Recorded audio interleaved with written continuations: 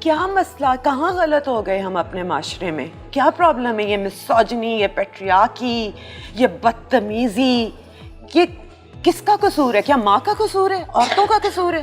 بڑی کلیشے سا میرا شاید جواب لگے گا, لیکن جواب سچ ہے, یہی ہے. دو وجوہات ہیں ہمارے ملک میں معاملات کے اتنے خراب ہونے کی میرے نزدیک. ایک پاورٹی, دوسری جہالت. علم کی کمی اور بیسک سروائیول نیڈز کی کمی انسان کو جانور سے بدتر کر دیتی ہے, یہ سچ ہے اور یہ حقیقت ہے ہماری. ہم کبھی انڈرسٹینڈ ہی نہیں کر پائے کہ دراصل تعلیم کیا ہے اور انسان کے ذہن کے ساتھ کیا کرتی ہے. ان دو بیسک باتوں کے بعد تیسری بات یہ ہے, وہ میرا سوال ہے ہماری ماؤں سے کہ وہ کیا کر رہی ہیں. وہ یہ جوان کر رہی ہیں. ہماری مائیں بالکل بھی فری آف بلیم نہیں ہیں. تو یہ جب پچھلے سال عورت مارچ ہوئی اور جب یہ پلے کارڈز ہوئے سارے اور یہ آئے منظر عام پر, تو 2-3 کچھ باتیں ایسی تھیں, لو بیٹھ کے صحیح سے, یا کھانا خود گرم کر لو, جس پہ بہت ساری خواتین ہیں انکلوڈنگ می, میں جھوٹ نہیں بولوں گی, کہا یار یہ بات کہیں اور جا رہی ہے. کیوں جا رہی ہے؟ میں ابھی آ رہی ہوں اسی پہ کہ میں تو بات کہیں اور جا رہی ہے. یہ مسئلہ نہیں ہے ہمارا, ہمارے مسئلے بھی اور ہیں. ہمارے مسئلے یہ ہیں کہ تعلیم نہیں حاصل کرنے دے رہے, آپ گھر سے باہر نکل کے نوکری نہیں کرنے دے رہے. ابھی ہمارا بیٹھنا مسئلہ نہیں ہے. فار ایگزامپل یہ میرا ریئیکشن تھا اس پہ, میں نے بھی سامنے ایک ٹیکسٹ پڑھا, اس پہ ریئیکٹ کیا. میں نے پچھلے پورے سال اس بارے میں سوچا.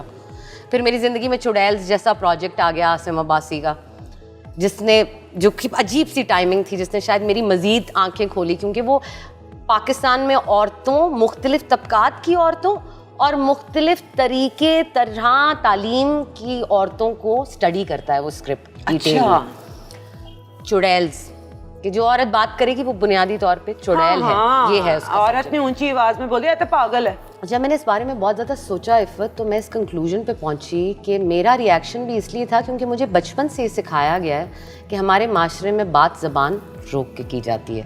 ہم لحاظ کرتے ہیں, ہم نئی پیریڈز ڈسکس کرتے ہیں مردوں کے سامنے, ہم یہ ہماری کچھ ریزنگ تربیت جس طرح ہم ریز ہوئے میں.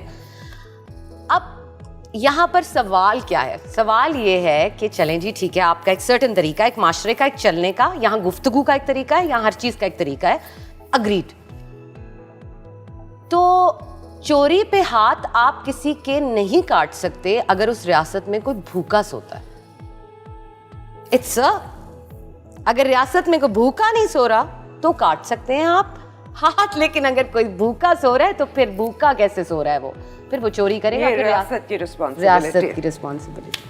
تو میں نے سوچا ایک ایسا معاشرہ جہاں عورت ویسے ہی باہر نکلتی ہے دوپٹہ شلوار قمیض پہن کے, تو وہ بار بار یہ سوچ رہی ہوتی ہے مجھے کوئی دیکھ تو نہیں رہا.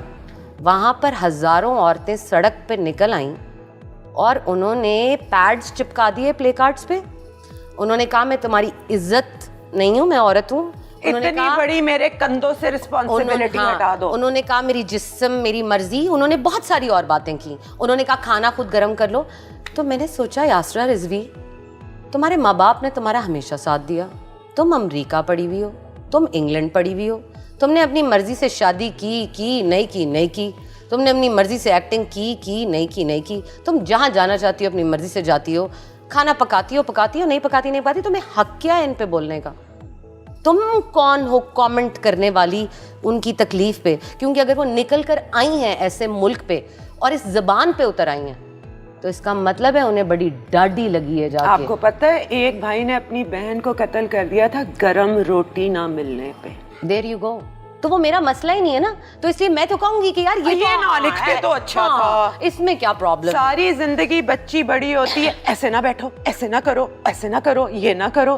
مجھے تو کسی نے نہیں کہا آج تک زندگی میں کتنی زور سے نہیں ہنستے, اور میرا گیمبو والا کیا کہا ہے. تو میں نے سوچا کہ مجھے کبھی کسی نے اگر یہ کہا ہوتا اور روکا ہوتا تو مجھے کیسا لگتا. مجھے کہا نہیں ہے نا, تو مجھے کیسے تکلیف پتہ چلے گی. تو میں کون ہوتی ہوں عورت مارچ کی عورتوں کو کچھ بھی کہنے والی؟ کیونکہ اگر وہ نکلی ہیں اور اگر ان کو تپ چڑھی ہوئی ہے تو ہم نے کچھ بہت آف کر دیا ہے ان کے ساتھ. اب اس کو ایڈمٹ کریں.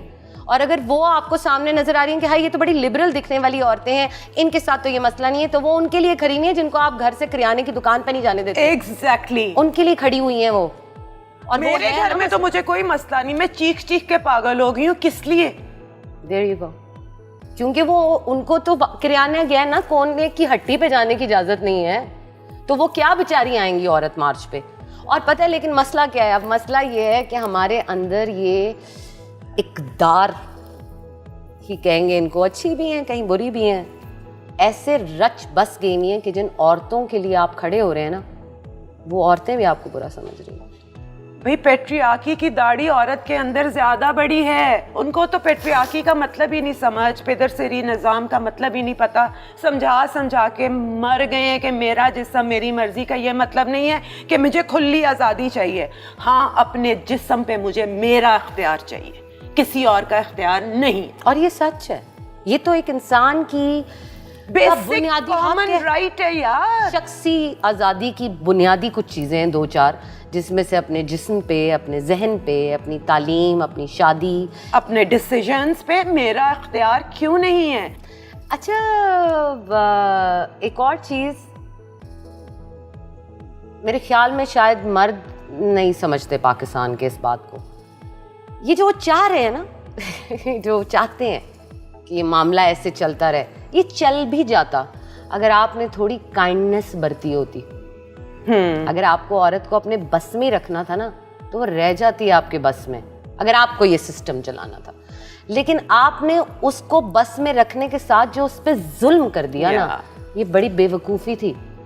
اس نے آپے سے باہر کر دیا ان کو, کیونکہ ظلم ایک حد سے جب بڑھ جاتا ہے تو پھر وہ عورت مارچ بن جاتا ہے. اور عورت مارچ ہمیشہ ہوتا رہے گا, اور انشاءاللہ وہ دن آئے گا. کیونکہ آپ کو پتہ ہے عورت مارچ اب فزیکلی نہیں ہو رہا صرف, it's all over social media, it's being done through posts, it's being done through private events. Because it's the need of the hour. اور میں اور تم آج بیٹھ کے میں نہیں پوچھ رہی تم سے کہ تمہارا بچپن کیسا گزرا تھا, تم نے کیا, تمہیں پسند ہے. میں تم سے یہ باتیں کر رہی ہوں کیونکہ ان باتوں کی ضرورت ہے. اور میرا بچپن جو ہے نا, سچی جو بات ہے, میں کیسا بڑا کیا تھا تمہارے ماں باپ نے تمہیں, تم ایسی کیوں نکلی؟ میرے گھر میں اس طرح کی گفتگو ہوتی تھی نا, سیاست, حالات, واقعات, ایسا ہو رہا ہے تو کیوں ہو رہا ہے.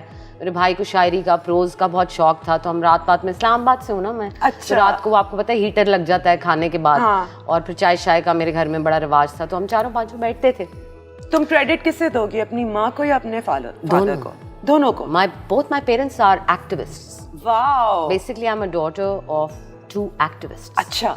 جنہوں نے اپنی ساری جوانی through journalism, through politics, through city politics, through grassroots politics, through grassroots sports, grassroots welfare, sewing centers, اس کے through اپنی ایکٹیویزم کی ہے ساری زندگی. تم نے ایک سب سے, میں جس چیز کے لیے تمہیں ایڈمائر کرتی ہوں and I love you for it, تم نے اپنے سے چھوٹی عمر کے لڑکے سے شادی کی, اور تم نے جو کرٹیسزم فیس کیا, اور جو تم نے جواب دیے ہیں, hats of two you. I don't know. پتہ مزیدار بات کیا, اب یہ بھی کچھ آپس کسی بات ہے. میری اور میرے شوہر کی بہت اچھی دوستی, وہ آیا ابھی میرے ساتھ, I love him. یہ مجھ سے, وہ میرا بہت قریبی دوست ہے. ہم دونوں زندگی کے کیسے مقام پہ ملے جب یہ نیا ایبٹ آباد سے آیا تھا. اس کی بہن میری سہیلی ہے جنان حسین, فائن ایکٹر, فائن آرٹسٹ, تو ہم ساتھ والے گھروں میں ہی رہتے تھے, تو وہیں ہماری دونوں کی ملاقات ہوئی. خاموش تباہ بالکل, اور میں بہت موٹی تھی, یہ باڈی بلڈر تھا, تو یہ اس کو وزن کم کرنے میں نے ابھی باڈی شیمنگ پہ بھی بات کرنی. ہاں, تو ہم دونوں نے اس طرح ہماری دوستی سی ہوئی. اس کے بعد زندگی میں بہت سارے میری زندگی میں ایک دم بہت سارے اتار چڑھاؤ آئے, جس میں میرے ساتھ تھا. تو میرا اور ہادی کی شادی کا فیصلہ بنیادی طور پہ اس لیے ہے کہ اور کس سے شادی کریں گے ہم, اور مجھے ایسے لگتا ہے جیسے میرے جیسے انسان کے لیے محبت سے زیادہ لانگ لاسٹنگ دوستی ہے. دوستی کے بغیر ریلیشن شپ چل ہی نہیں سکتا. تو یہ ایک عقل مندانہ فیصلہ میرے پارٹ پہ یہ تھا کہ میں نے دوستی کو ترجیح دی شادی کے فیصلے میں, اور اس نے میرا ساتھ دیا. ایکچولی میرے لیے وہ جواب دینے اس لیے بہت آسان تھے کیونکہ تھوڑا ریورس تھا. لوگوں کو یہ لگتا ہے کہ مجھے یہ خوف لگے ہوئے ہوں گے کہ ہائے ایتے نس جاوے گا. ہاں تے اے نہیں جی سٹوری انہوں خوف ہے کدے بھی نس سکتی ہے.